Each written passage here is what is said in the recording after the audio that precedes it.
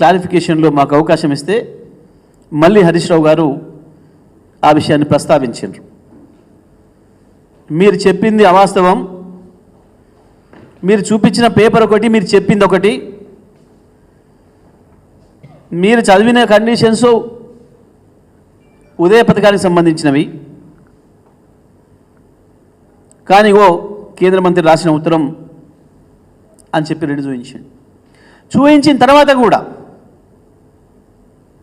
చేసిన తప్పును ఒప్పుకునే సంస్కారం లేక మళ్ళీ అదే దబాయింపు ధోరణితో మళ్ళీ అదరగొడుతూ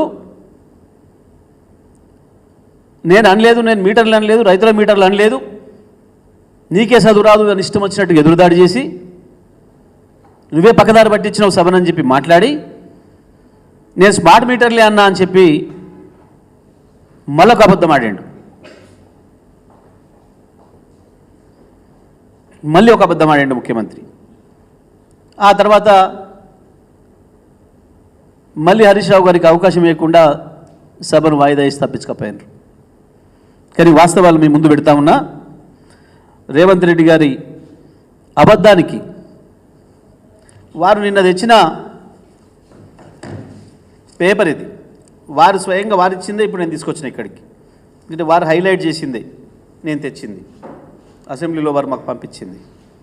దీంట్లో ఇంత దుర్మార్గంగా ఒక వాక్యాన్ని వదిలేసి, ఒక పదాన్ని వదిలేసి మీకు చదువు వినిపిస్తా. Installation of smart meters for all consumers other than agriculture consumers. మీరు ఒక్కసారి వీడియో చూడండి, దీంట్లో స్పష్టంగా అదర్ దెన్ అగ్రికల్చర్ కన్జ్యూమర్స్ అని రాసున్న వాక్యాన్ని మింగేసి కన్జ్యూమింగ్ అబవ్ 500 యూనిట్స్ అనే పదాన్ని చదివండి, మీకు అది కూడా వినిపిస్తా.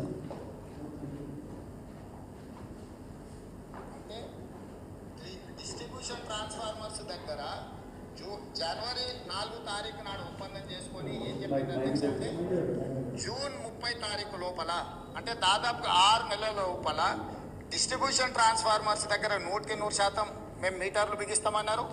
అదేవిధంగా 500 యూనిట్లు కానీ 200 యూనిట్లు వాడుకునే వాళ్లకు 31 డిసెంబర్ 2018, అదేవిధంగా 31 డిసెంబర్ 2019, అంటే 100% గృహ వినియోగదారులకు, అదేవిధంగా వ్యవసాయపు డిస్ట్రిబ్యూషన్స్ ఉన్న దగ్గర మేము మీటర్లు పెడతామని ఒప్పందాలు చేసి సంతకాలు చేశారు అధ్యక్ష. ఈ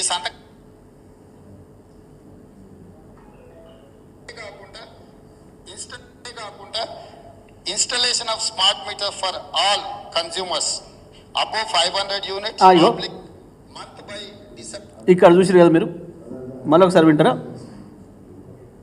installation of smart meters for all consumers కాదు, కన్జ్యూమింగ్ అబౌవ్ 500 అన్నాడు, మధ్యలో ఇది ఉంది other than agriculture meet consumers. దీన్ని కావాలని మింగేసి ఒక మామూలు పరీక్షలో పాస్ అవుతానో ఫెయిల్ అవుతానో అని భయపడి ఎవడన్నా కాపీ కొట్టేవాడు కూడా ఇంతకంటే దరిద్రంగా పనిచేయడు. ఒక ముఖ్యమంత్రి అయ్యుండి సిగ్గు లేకుండా. అయితే ఇంకా దీంట్లో ఆ తర్వాత మా హరీష్ రావు గారికి చూపించారు, ఇది స్పష్టంగా additional borrowing space of 0.50% of GSDP linked to performance in power sector. ఇదేంటిది? అది ఇంతకుముందు చూపించింది ఉదయ పథకానికి సంబంధించి, ఇది 2017లో వచ్చింది, ఇది 2021లో వచ్చింది, ఇది ఆర్డిఎస్ఎస్ అనే పథకానికి. దీంట్లో మనం చేరలే. ఈ ఆర్డిఎస్ఎస్లో చేరితే మీకు అనేక రకాల గ్రాంట్లు ఇస్తాం, మీకు 5% బారోయింగ్స్, అదనపు బారోయింగ్స్ కూడా అప్పులు తెచ్చుకోవడానికి కూడా పర్మిషన్ ఇస్తాం అని చెప్పి కేంద్రం ఎన్ని రకాల మనను అట్రాక్షన్స్ పెట్టినా ఇబ్బందులు పెట్టినా దీనికి లొంగలేదు. ఇంత స్పష్టంగా ఉంది. కానీ ఇన్ని దొంగ వేషాలు వేసి రాత్రి మళ్ళీ అదే అసెంబ్లీలో తప్పించుకొని ఇగో నేను తెప్పించినా అని చెప్పి మాట్లాడండి బుకాయించడానికి. ఇగో నేను మాట్లాడిన రికార్డు తెప్పించినా, దీంట్లో నేను మాట్లాడలేదు,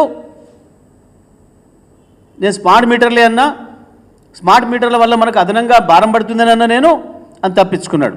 మళ్ళీ రాత్రి ఏం చేసిండు? ఇంకొక దొంగ పని. మొత్తం పేపర్లకు తన ఆఫీస్ నుంచి పంపించి ఇగో మీటర్లపై దుర్మార్గ ఒప్పందం అంటే వీళ్ళది, మీటర్లపై మోసం, మీటర్లపై దుర్మార్గ ఒప్పందం. ఎవరిది దుర్మార్గం? చెప్పిన వాడిది దుర్మార్గమా, రాసిన వాడిది దుర్మార్గమా? చూడలేదా మీరు? శాసనసభలో జరిగిన చర్చను వినలేదా? ఇంతకు మించిన దుర్మార్గం, ఇంతకు మించిన అబద్ధం, ఇంతకు మించిన మోసం ఇంకోటి ఉంటుందా? ఇదా మీరు చేస్తూ ఉంది. చెప్పేటప్పుడు ఎవడైనా ఇట్లా ఏమైనా చెప్పొచ్చు, కానీ రాసేటప్పుడు కూడా ఉండాలి కదా వీళ్ళకు కూడా. ఇంత దుర్మార్గమైన అబద్ధాన్ని రాస్తే తెలంగాణ ప్రజలు ఏమనుకుంటారు? రేపు పొద్దున వాస్తవాలు వచ్చిన తర్వాత తెలంగాణ ప్రజల దృష్టిలో మనం ఏమవుతామన్న సోయి వీళ్ళకు ఉండాలి కదా. ఇవా ఈ దుర్మార్గ వ్రాతల చెప్పిండొచ్చు చెప్పేటోడు. దొంగతనానికి బరి తగ్గించినోడు ఏమైనా చేస్తాడు, కానీ వీళ్ళకేం అవసరం? దేనికి వచ్చింది? ఉదయ పథకం ఏంటిది? ఆర్డిఎస్ఎస్ ఏంది? ఒప్పందాలు ఏంది? చదివేటప్పుడు నువ్వు మాట్లాడి చదివినది ఏంది? ఈ దొంగతనం ఏంది? చాలా స్పష్టంగా మీ అందరికీ కూడా దొరుకుతుంది, పబ్లిక్ డొమైన్లో ఉంది వాళ్ళది. నిన్న ఆయన మాట్లాడిన మాటలు, ఉదయం పూట హరీష్ రావు గారు మాట్లాడేటప్పుడు మధ్యలో అంతరాయం కల్పిస్తూ లేచి మాట్లాడిన మాటలు, రాత్రి మళ్ళీ హరీష్ రావు గారు క్లారిఫికేషన్ సందర్భంగా మాట్లాడినప్పుడు మళ్ళీ బుకాయిస్తూ మళ్ళీ మాట్లాడిన అబద్ధాలు, మళ్ళీ తెల్లారికి పత్రికల్లో ఈ తప్పుడు రాతలు రాయించిన, ఈ రోత రాతలు రాయించిన పరిస్థితి ఏంది? ఈ రాష్ట్రాన్ని ఒక మాఫియా నడుపుతుందా? దొంగలు కలిసి ఊర్లు పంచుకునే ప్రయత్నం చేస్తున్నారా? ఏం జరుగుతుంది అసలు? ఇంత బహిరంగంగా, ఈ రకంగా, ఇంత నిస్సిగ్గుగా, ఇంత నిర్లజ్జగా ఇన్ని అబద్ధాలు రాతలా? ఏంటిది అసలు జరుగుతున్నది ఏంది? తెలంగాణ రైతాంగానికి, తెలంగాణ ప్రజలకు తెలియాలి. తొందరలోనే ఈ రాష్ట్ర విద్యుత్ కన్జ్యూమర్లందరినీ కసాయిలకు అప్పచెప్పే ప్రయత్నంలో ఉన్నాడు రేవంత్ రెడ్డి అండ్ గ్యాంగ్.